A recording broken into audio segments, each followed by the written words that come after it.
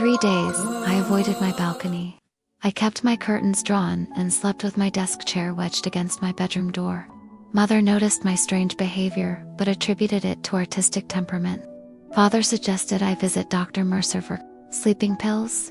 Neither of them saw the shadows that moved independently of their sources, or heard the whispers that filled my room each night, words in a language I couldn't understand but somehow recognized in my bones.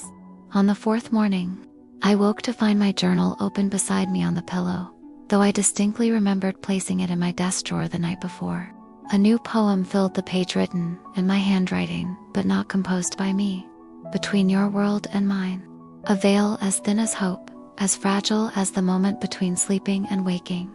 I have wandered the in-between spaces for centuries, listening for a voice that could call me by name, though you do not yet know what name to call.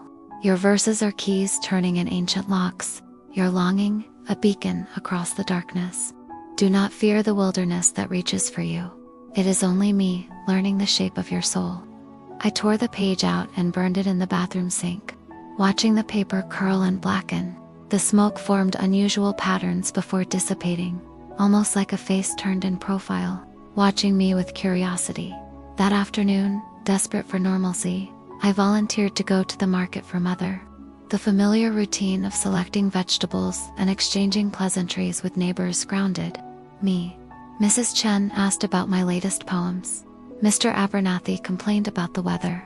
No one mentioned seeing anything unusual around our house, or the forest edge. As I walked home, paper bags cradled in my arms, I felt almost like myself again. Perhaps I had been working too hard, my imagination overflowing into reality. Perhaps I needed to spend more time in town and less time alone with my thoughts. Then I saw it. The forest had definitely moved closer to the road, where there had once been nearly 50 yards of open field between the pavement and the tree line. Now there were barely 20. I stopped walking, the grocery bag suddenly heavy in my arms. You see it too, don't you? I turned to find old Thomas standing beside me. He was the town's self-proclaimed historian, though most dismissed him as senile. His rheumy eyes were fixed on the tree line, his gnarled hands gripping a walking stick. The forest, I whispered. It's closer. He nodded slowly. It moves when it wants something. Hasn't done that in my lifetime, though my grandfather spoke of it. Said the wilderness gets hungry sometimes. A chill ran through me despite the afternoon warmth. Hungry for what? Old Thomas turned his cloudy gaze to me. For souls, girl. Particular ones that call to it. He tapped his walking stick against the ground 3 times, then shuffled away without another word. I hurried home, nearly running by the time I reached our gate. Inside, I found Mother in the kitchen, humming as she kneaded bread dough. Did you get everything? She asked without looking up. I set the bags on the counter, trying to keep my voice steady. Mother, have you noticed anything strange about the forest lately? Her hand stilled in the dough. Strange how? Does it seem closer to town than before? She laughed lightly. What an odd question. Forests don't move, Elara. Of course, I said quickly. I must be mistaken. That night I dreamed I was walking through the forest. The trees whispered as I passed, their branches reaching down to caress my hair. The ground beneath my feet felt alive, pulsing with a slow, steady rhythm like a massive heartbeat. I came to a clearing where moonlight illuminated a perfect circle. Of grass. In the center stood a figure with its back to me, tall and slender, neither fully solid nor transparent, but something in between. It seemed to be made of shadow and starlight, its edges blurring into the darkness around it. Who are you? I called, my voice echoing strangely. The figure began to turn, slowly, and I woke with a gasp before I could see its face. My room was filled with the scent of wild roses, so strong it was almost suffocating. On my desk lay a small wooden box that I had never seen before, intricately carved with symbols that seemed to shift when I tried to focus on them. With trembling fingers, I opened it. Inside was a single lock of hair, black as midnight and impossibly soft, coiled around a small piece of parchment. I unrolled the parchment to find a message written in the same flowing script that had appeared in my journal. What is freely given cannot be taken. What is freely taken cannot be returned. I offer this piece of myself as proof of intention. Will you offer the same? I dropped the parchment as if it had burned me. The lock of hair seemed to move slightly in the box, though there was no breeze. I slammed the lid closed and shoved the box under my bed, then spent the rest of the night sitting by my window, watching the forest that now seemed to loom over our town like a tidal wave frozen just before breaking. Morning found me exhausted, but resolved. After breakfast, I climbed the stairs to my balcony for the first time in days. If something wanted my attention so badly, perhaps it was time to confront it directly. The balcony appeared normal. My chair, my small table, the potted geraniums Mother had placed there last spring. I sat down, opened my journal to a fresh page, and wrote in clear, deliberate letters, "To the presence that haunts me, I am not afraid." This is a lie, but perhaps if I write it boldly enough, it will become truth. I demand to know what you want from me. I demand to know why you have chosen me. I demand to see you face to face. No more gifts, no more messages, no more mysteries. Show yourself, or leave me in peace. I tore out the page and placed it on the railing, weighing it down with the river stone that had appeared days ago. Then I waited, that nothing happened. The morning passed slowly. Birds sang in the garden below. Clouds drifted overhead. The forest remained still and distant, showing no sign of the encroachment I had perceived yesterday. By noon, I felt foolish. I gathered my journal and pen, ready to retreat inside, when the air around me suddenly grew cold. The page on the railing fluttered, though there was no wind, then burst into blue flame that consumed it without leaving ash or scorch marks. The stone began to glow with an inner light, growing brighter until I had to shield my eyes. When the light faded and I could see again, the stone was gone. In its place was a small mirror in an ornate silver frame. I approached cautiously. The mirror's surface showed not my reflection but a swirling mist that gradually cleared to reveal the forest.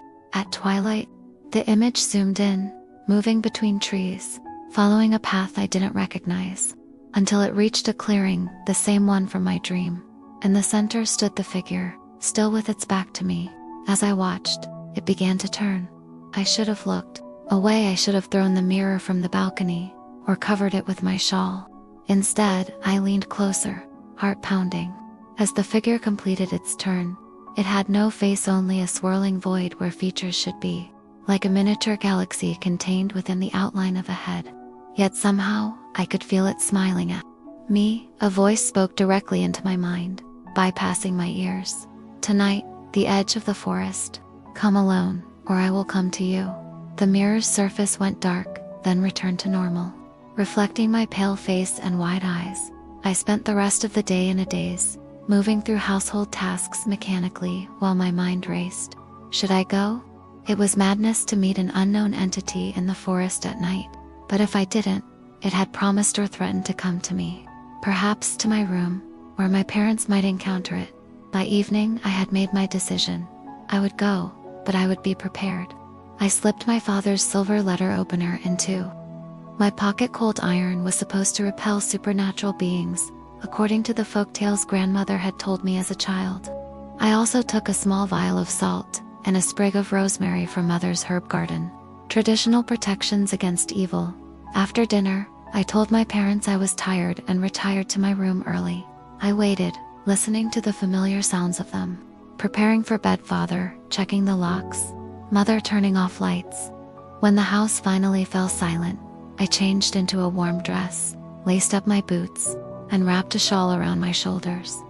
The climb down from my window was precarious, but manageable thanks to the sturdy trellis that supported Mother's climbing roses. The night was clear, the moon nearly full, providing enough light to see my way across our garden to the gate.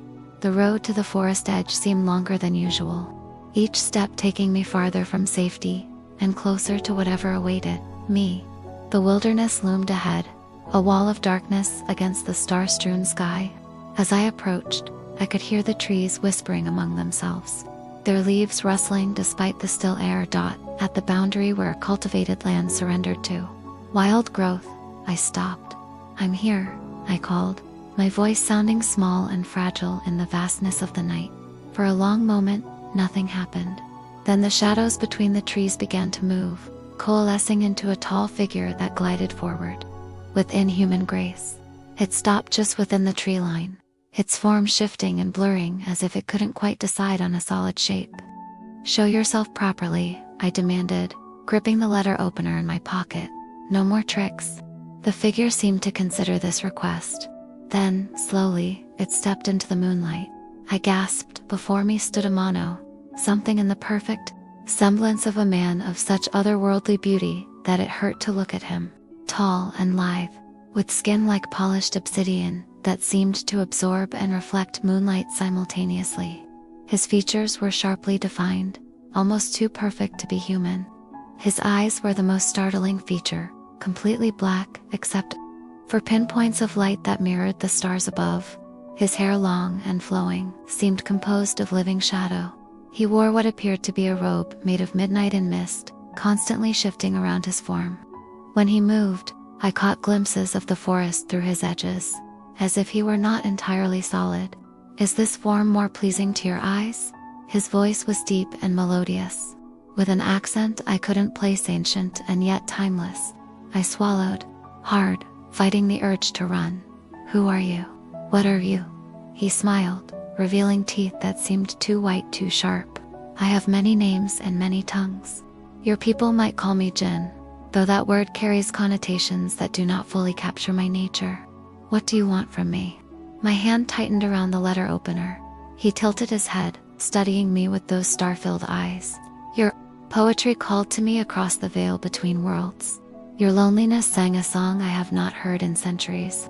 Your soul," he paused, taking a step closer. "Your soul shines with a light that draws me like a moth to flame."